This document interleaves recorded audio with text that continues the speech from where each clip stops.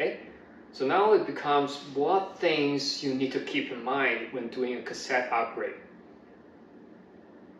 So if we want to do something, I would think anyone with logical sense would ask himself that what's the purpose of doing that?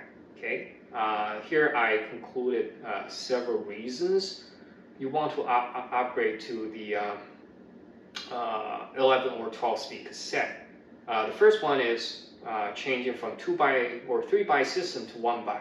I think this is the reason that makes the most sense.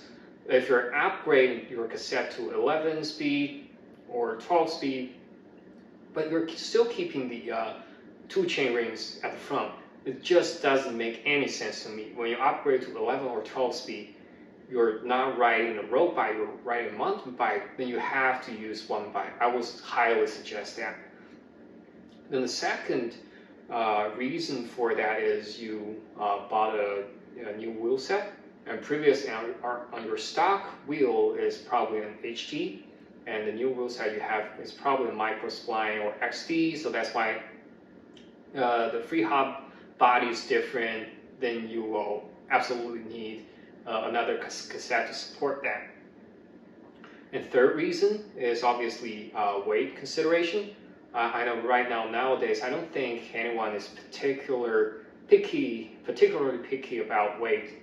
But just in case you really want to shave some weight, for example, I'm that kind of guy, then you can basically use the pictures I have in the slides, zoom in and looking into it to find the best one that suits your needs. And also, the most important thing, not breaking the bank. Okay. Yeah, the fourth one I haven't covered, but I mean, if you have a lot of money and you just upgrade for fun, that's also a valid purpose, I would say. Somebody, during some phase in their life, they just want to, they enjoy working on their bikes, and they enjoy upgrading their parts. I think that's also a valid reason. Okay, so for the 4 purposes I talked about, let's just ignore the 4th one as of right now and focus on the first 3 ones. How about the cost, right? Let's say if you buy a new wheel set and you previously had 11 speed or 12 speed and you're changing to the same 11 speed or 12 speed, then most likely it's just the cassette cost. But let's say if you're previously having some type of 12-speed HG, for example, Sunrays 12-speed cassette, and you bought you will likely buy a micro spline wheel set, then you can basically change the cassette to the Shimano micro spline cassette. But sometimes, let's say your stock chain is the KMC chain plus the Shimano 12-speed cassettes, you will lose a big advantage of that cassette, which is Shimano Hyperglide Plus. I'm not going to deep dive into that thing, but it basically Hyperglide Plus makes your shifting smoother and quicker than the original Hyperglide. So in that case, I would suggest probably it's worth to change your chains or chain rings as well to make sure the drivetrain, the parts are all compatible with Hyperglide Plus, and that's another upgrade, right? And let's say the second scenario is you want to change from 2x, 3x, 8-speed, 9-speed, 10-speed to 11-speed or 12-speed. Then you will absolutely need to change the cassette, the chain, the shifter. You might need to change the chain ring. It actually depends. And rear derailleur wise, it also depends. Sometimes you don't need to change it. So I'll have a video later on, probably in a week or 2, to go into detail why you may or may not need to change the rear derailleur when you're, for example, upgrading from 10-speed to 11-speed or 12-speed. Okay, so let's say if you're buying a wheel set. The freehub body material is something that you can choose for some of the wheel set, right? There is steel, and there is also aluminum.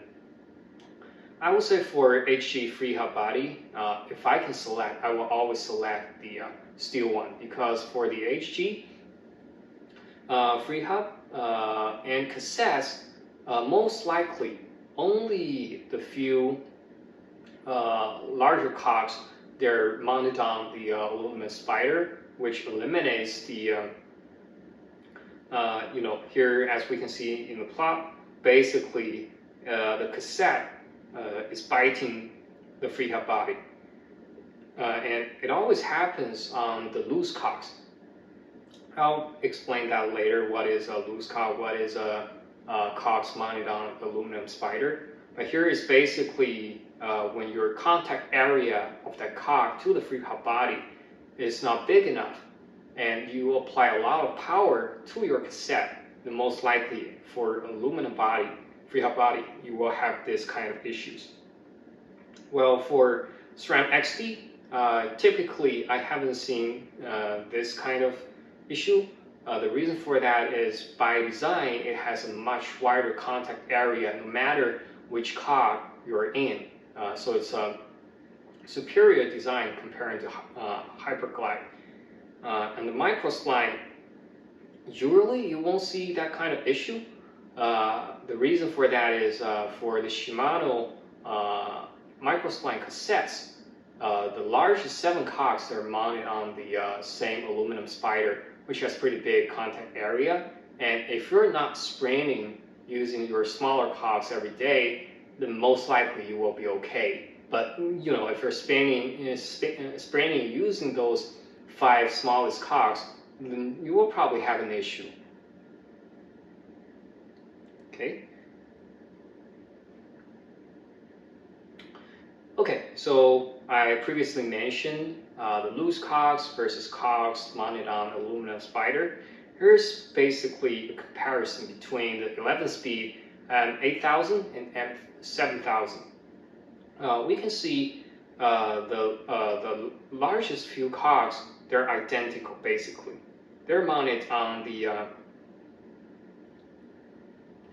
aluminum spider, but here on the next several, I would say maybe from 9th cog to the 6th cog or 7th cog, here for the XT, they're also mounted on aluminum spider, so you won't have the issue of the freehub body.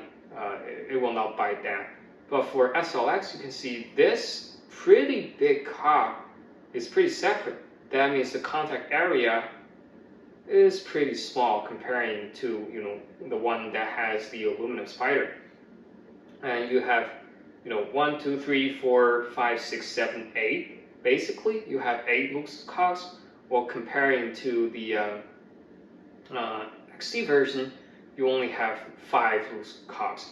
That's why the price of these 2 cassettes actually differs a little bit. There is actually some difference between these 2.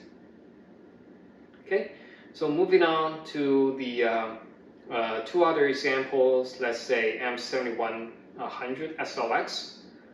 It's a 12-speed cassette into 51 tooth, and the largest 7 cogs, they're mounted on the same aluminum spider, and only 1, 2, 3, 4, 5 loose cogs. And for the Dior 11-speed M5100, the largest 5 cogs, they're mounted on the same aluminum spider, and you have 7 loose cogs. So depending on your freehub body material, you need to take this into consideration.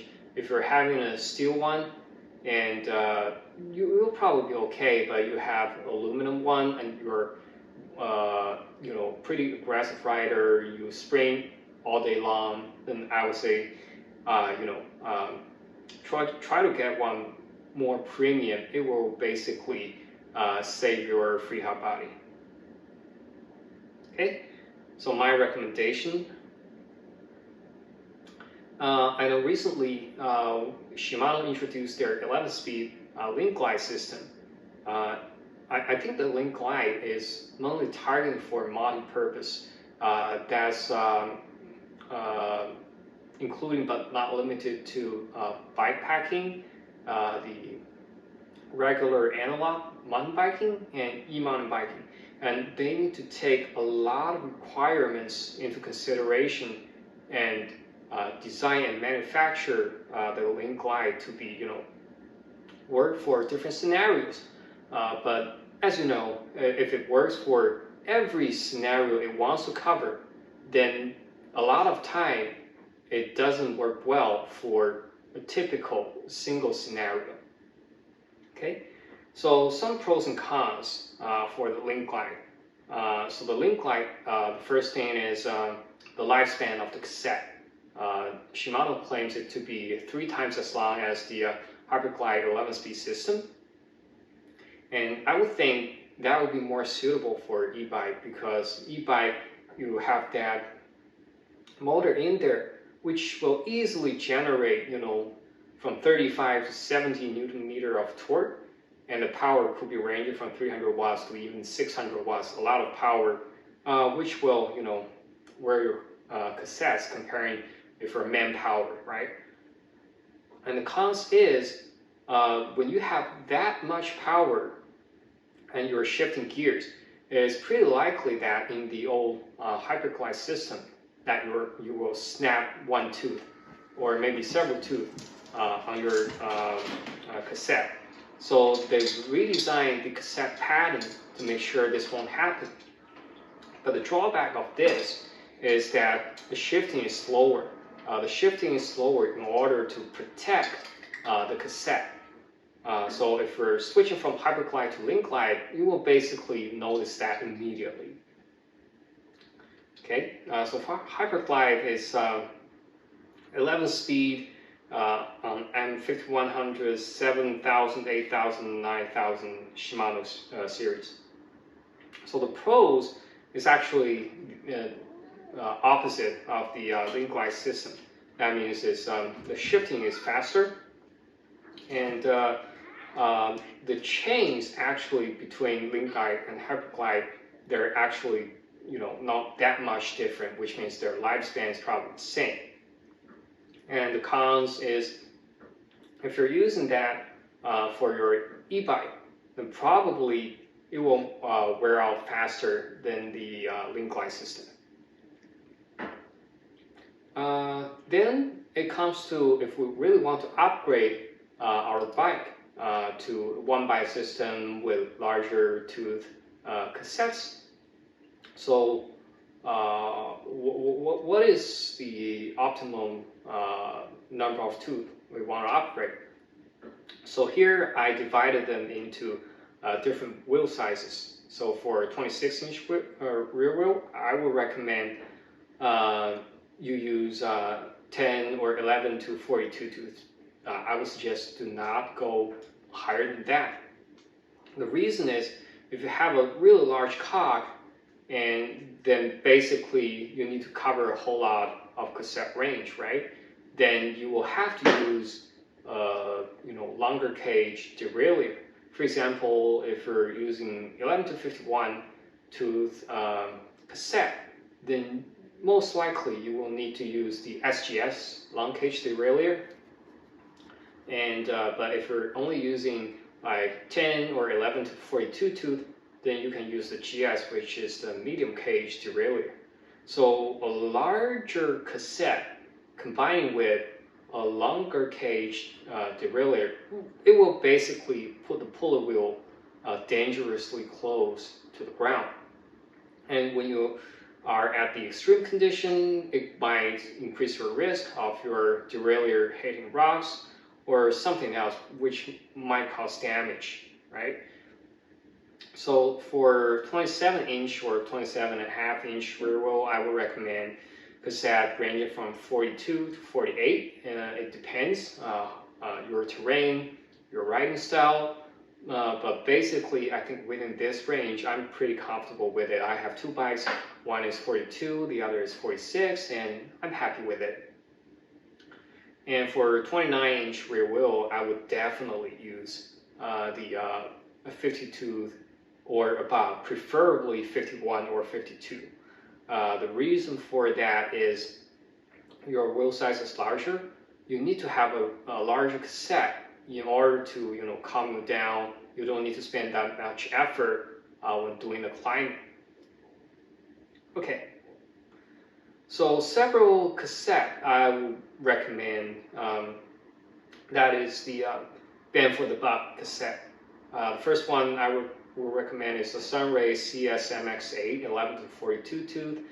It could be used on the 26-inch rear wheel or the 27.5-inch rear wheel.